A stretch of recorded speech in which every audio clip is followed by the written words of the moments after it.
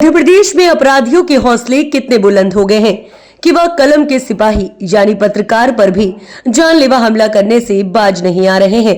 ताजा मामला नरसिंहपुर जिले से सामने आया है, जहां अवैध जुआ सट्टा के खिलाफ खबर लिखने पर पहले तो ब्रजेश दीक्षित नाम के पत्रकार का रास्ता रोककर गाली गलौज और हाथापाई की जाती है। आपको बता दें कि जब पत्रकार द्वारा करेली थाने में इसकी शिकायत दर्ज कराई जाती है तो देर रात्रि को हथियारबंद आपराधिक तत्व मीडिया कर्मी ब्रजेश दीक्षित के घर आमगांव में पहुंचकर उस पर जानलेवा हमला कर देते हैं, जिनसे ब्रजेश दीक्षित गंभीर रूप से घायल होते हैं और उन्हें निजी अस्पताल में भर्ती किया जाता है। घटना के बाद नरसिंहपुर जिले के पत्रकारों का आक्रोश उबाल पड़ता है और आमगांव चौकी का घेराव कर रघुपति राघव राजा राम का गीत गाते हुए अपना विरोध करते हैं और आरोपियों के खिलाफ सख्त कार्यवाही की मांग और संबंधित आमगांव चौकी के प्रभारी सहित स्टाफ के निलंबन की मांग को लेकर अपना विरोध दर्ज करते हैं। डीएसपी के मुताबिक इस मामले में 6 आरोपियों पर बीएनएस की गंभीर धाराओं के तहत मामला दर्ज कर आरोपियों को गिरफ्तारी में लिया गया है और उस पर जिला बदर की कार्यवाही की अनुशंसा की जा रही है और अवैध कारोबार करने वालों पर लगाम लग सके। क्षेत्र अंतर्गत सीवर लाइन में काम करते हुए 2 श्रमिकों की दुखद मृत्यु हो गई। उस संबंध में मर्ग जांच कर ली गई है, मर्ग जांच प्रारंभ है और अभी प्रथम दृष्टया अपराध चूंकि पीएम रिपोर्ट और जांच कंप्लीट हो जाए तो तुरंत ही हम 1-2 दिन के अंदर अपराध दर्ज कर लेंगे। सीवर लाइन काम कर रही थी एजेंसी, उसके खिलाफ जांच और प्रथम दृष्टया उन्हीं के खिलाफ अपराध बनता है। परिजनों से बात हुई मृतकों की, उनके क्या आरोप है? नहीं, मेरी थाना प्रभारी से बात हुई, अभी परिजनों से बात नहीं हो पाई क्योंकि वो अपने जो मृतक पक्ष है उसके अंतिम क्रिया करते थे और शोका बोलते इसलिए उससे अभी इस मामले में खुलकर बात नहीं हो पाई। पीएम रिपोर्ट में कुछ अभी निकल गया है? पीएम रिपोर्ट अप्राप्त है। कुछ वजह, मौत की वजह? वजह तो नहीं, अभी जो समझ में आ रहा था उसमें और भी सीनियर ऑफिसर्स गए थे तो वो सीवर लाइन में ही कुछ 15 फीट काफ़ी गहरे में थे। करंट वरेंट का भी कोई पहले इशू बता रहा था, लेकिन अभी पीएम रिपोर्ट से हम इंतजार कर रहे हैं, जैसी आएगी हम आपको खुलासा करेंगे। का सम्मान करते हुए अपनी बात रखी, क्योंकि हमारा आक्रोश किसी व्यक्ति विशेष से नहीं है। हमारा जो आक्रोश है और हमारी जो पीड़ा है वो व्यवस्था से है। क्योंकि आप जिस विभाग में हैं तो यदि आपके साथी के साथ कोई ऐसी घटना घटती तो आप भी आक्रोशित होते हैं। हमारे पत्रकार साथी ब्रजेश दीक्षित जी जो कि आमगांव के निवासी हैं और नरसिंहपुर सहित पूरे मध्य प्रदेश में पत्रकारिता का एक ज्वलंत उदाहरण है। बीते 15-20 वर्षों से उन्होंने अपनी पत्रकारिता के क्षेत्र में आपकी, मेरी, समाज की सबकी समस्याओं को उद्घाटित किया है और शासन प्रशासन की जो गलत नीतियां हैं उनको उजागर किया है।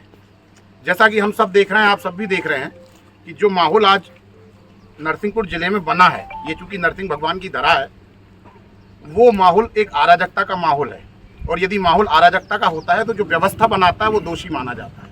तो व्यवस्था का अंग पत्रकार भी होता है, पुलिस भी होती है और प्रशासन भी होता है। हमें लगता है कि शायद हमारी जो कमियां हैं, पत्रकारों की जो कमियां हैं, यह पत्रकार अपनी ड्यूटी पूरी करने में नाकाम रहा तो हम दोषी हैं।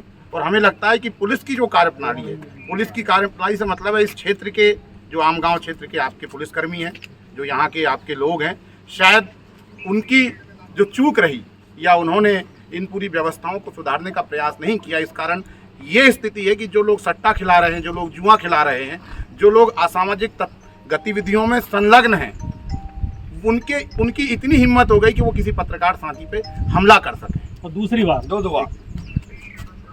और हमारा विरोध सिर्फ इस बात को लेके है कि आपने जो भी कार्रवाइयाँ की हैं, क्योंकि जब भी कोई घटना होती है कार्रवाई आपको कानून के हिसाब से करना पड़ेगी। मुझे जैसा एसडीओपी साहब ने भी बताया, टीआई साहब ने भी बताया कि धारा 294, 323, 506 भी और शायद आपने 327 भी लगाई है, ऐसा भी मुझे पता है। अब बीएनएस की धाराओं में आई डोंट नो कि क्या है। हालांकि सुप्रीम कोर्ट की गाइडलाइन तो ये भी कहती है कि, लेकिन अब वो चूँकि बुलडोजर की कार्रवाइयाँ भी होती हैं, लेकिन ये मैं जानता हूँ ये पुलिस के हाथ की बस की बात नहीं। लेकिन वरिष्ठ पुलिस अधिकारियों के संज्ञान में ये बात आनी चाहिए और जो भी वरिष्ठ पुलिस अधिकारी यहाँ हैं उनके संज्ञान में ये बात आई है।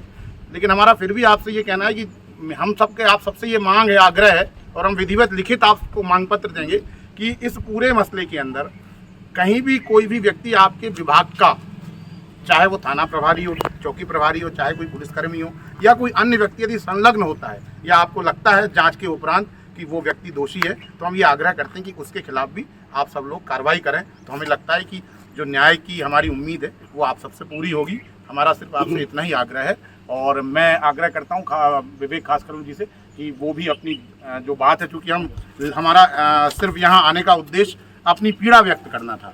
इसलिए हम लिखित में आपसे अभी कोई ज्ञापन लेके नहीं आए हैं। वो हम चूँकि हमारा आंदोलन की रूपरेखा बनेगी तो जो और वरिष्ठ अधिकारी या भोपाल में जो बड़े अधिकारी उनसे हम बात करेंगे। अभी तो सिर्फ हम अपनी बात सामान्य तौर पे आप सबके सामने रखने आए हैं कि आप लोगों के रहते हुए, क्योंकि हमारा आपसे कोई संबंध दुश्मनी का नहीं है।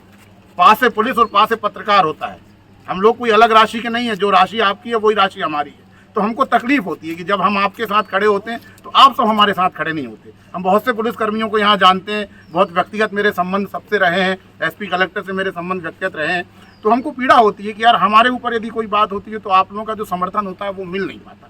ये तकलीफ है हमारी आपसे, क्योंकि हम अलग थोड़ी हैं। जिस व्यवस्था को आप बना रहे हैं उसी व्यवस्था के अंग तो हम है ना, हम आपके दुश्मन तो नहीं है ना। यदि आज किसी आपके साथी के, हो सकता है हमारी साथी की गलती हो, मैं इस बात को एग्री और डिसएग्री नहीं कर रहा, लेकिन फिर भी क्या आपको अपनी अंतरात्मा में, अपने अंतर्मन में ये लगता है कि उसके साथ दूसरी बार मारपीट करनी चाहिए? एक बार कर दी वो मान ली, इसका मतलब कहीं ना कहीं जो आपका भय है ना, जो आपके पास जो ताकत है ना, उस ताकत का थोड़ा सा भय अपराधियों में कम हुआ है। अरे हम लोग भी डरते हैं आपसे, ऐसा नहीं है। आपसे कौन नहीं डरता? आपके पास तो पूरे शस्त्र हैं, अस्त्र हैं, आप तो कानून के सबसे बड़े संवाहक हैं। तो हमारी जो पीड़ा है, हमारी व्यथा जो है कि हमको आपसे सहयोग नहीं मिल पाता, तो मैं उम्मीद करूंगा अभी नहीं मिल पाया, भविष्य में हमें आपसे सबसे सहयोग मिले। मैं विवेक आसकलम जी से आग्रह करूंगा वो अपनी बात रखें। और दीपक भाई ने अपनी बात प्राय सब कह दी है। मेरा बकाया के पत्रकार साथियों की तरफ से एक बात कहना है, जितनी लोगों से मेरी बात हुई है। देखिए, एक बात तय है, गलत बात तो कहीं भी हो वो गलत ही होती है। वो चाहे भारत के किसी कोने में हो या आम गाँव जैसे छोटे गाँव में हो, या करेली नरसिंहपुर में हो या जबलपुर में हो। यदि सट्टा खिलाना बुरी बात है, पुलिस को उस पर अंकुश लगाना चाहिए, तो वो अकेले आम गाँव में लागू नहीं होगा। वो करेली में भी होना चाहिए, वो गाड़ावाड़ा में भी होना चाहिए, वो कम से कम जिले में तो होना चाहिए, क्योंकि हम एक ही सब डिवीजन के अंदर आते हैं। अच्छा, सट्टा जुआ को वैसे भी तमाम बुराइयों की जननी, लोगों की जेब में जब हम होगा और बात नहीं करा पाई पुलिस, वो आज सही बंद तो मान लो जिसमें एक अगर नहीं देंगे ये हम चंद का भैया उससे मिल के चला, मैं क्या बोला यही भी थी मेरे तो हम दब छुप रहे हैं पुलिस डर को सडा, क्योंकि अगर सही डर उनको से बिल्कुल नहीं ये हम लोगों को कम कहा है। टोटल 2 बार है, एक के बाद हम सभी अलग ढंग से सको और जिस पुलिस के आगे बात को कोई नहीं है, हमला हुआ नहीं है, तो यहाँ सोचिए कि काम ही क्या हुआ आपने, लेकिन हमारा की गिरफ्तार जहाँ तक मुझे समझ भी कुछ NCP I know very well question of going to the wrong by the court highlighted to. पत्रकार हूँ, एक न्यूज पेपर में जिला ब्यूरो चीफ के पद पे हूँ। आज से 8-9 महीने पहले ये आम गाँव के जो आरोपी है उनके खिलाफ मैंने खबरें लगाई थी। उसके बाद इनका सट्टा बंद हो गया था। किसके खिलाफ? अशोक सिसोदिया, राजेंद्र सिसोदिया, राजेश सिसोदिया। तो उस टाइम पे पुलिस ने कार्रवाई करके इनका सट्टा बंद करा दिया था। ये पुरानी रंजिश रखते थे। मैं अभी अष्टमी पूजन के लिए आम गाँव गया था अपने गृह ग्राम में। तो कल शाम की बात है, 5-5:30 बजे की। ये मैं बाजार पहुंचा तो ये 7-8 लोग थे। इन्होंने मेरे साथ मारपीट की, जिसकी रिपोर्ट मैंने करेली थाने में कराई।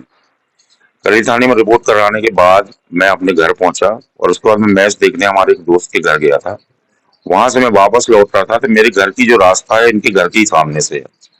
वहां पे ये सभी आरोपी और 3-4 अन्य इन्होंने मुझे रोका और ये कहा कि तू बहुत हीरो बन रहा है, तूने हमारी रिपोर्ट की थी सुबह, हमारा कुछ नहीं हुआ, अब तुझको जान से ही मार देंगे।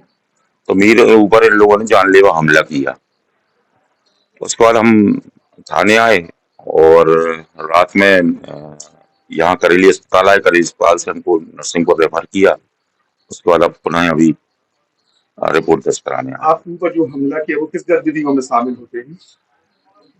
वो लंबे समय से सट्टा खिलाते हैं। उनके खिलाफ कई मामले दर्ज है करेली और आमगांव थाने में। पुलिस ने एक बार पहले उनसे 110 की कार्रवाई करने की कोशिश की थी, लेकिन की नहीं गई। किन कारणों से नहीं की गई मुझे नहीं मालूम। तो सटोरियों द्वारा आपके ऊपर हमला किया गया? जी। ये लगभग कहाँ के रहने वाले सब?